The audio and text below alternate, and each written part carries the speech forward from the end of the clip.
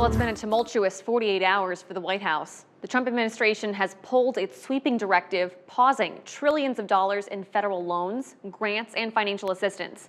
Now, a judge has delayed the freeze after nearly 24 states filed a lawsuit against it.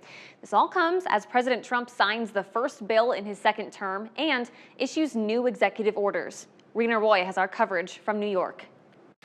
Confusion and whiplash coming from the White House. ABC News obtaining a new memo from the Office of Management and Budget today, rescinding yesterday's memo directing a federal funding freeze. The White House adamant they're still moving forward with the freeze, saying this just hours earlier. This is a temporary pause on federal funding to ensure that tax dollars are not funding things that this president has signed out of law. So the Green New Deal, DEI, etc. As I said repeatedly yesterday, and I would like to double down on the fact that Social Security, Medicare, Medicaid, which I'd like to be clear on that today, welfare benefits, individual assistance, food stamps, etc. will not be impacted. Yesterday, a judge temporarily blocked the freeze, and more than 22 states sued the administration.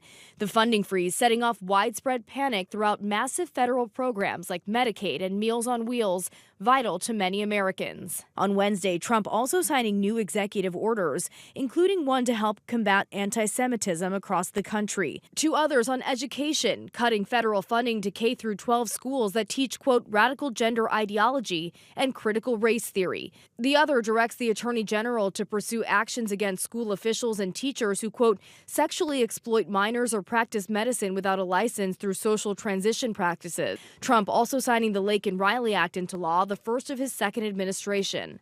The legislation requires the detention of undocumented immigrants who have been charged with crimes and allows state attorneys to sue federal officials if an illegal immigrant commits a crime that harms the state or any of its residents. This is a very important law. This is something that has brought Democrats and Republicans together. That's not easy to do. The law named after 22-year-old Lake and Riley, who was killed by an undocumented immigrant last year. The Trump administration has also offered buyouts to more than 2 million federal employees, saying they can resign with pay through September or risk being fired. Rena Roy, ABC News, New York.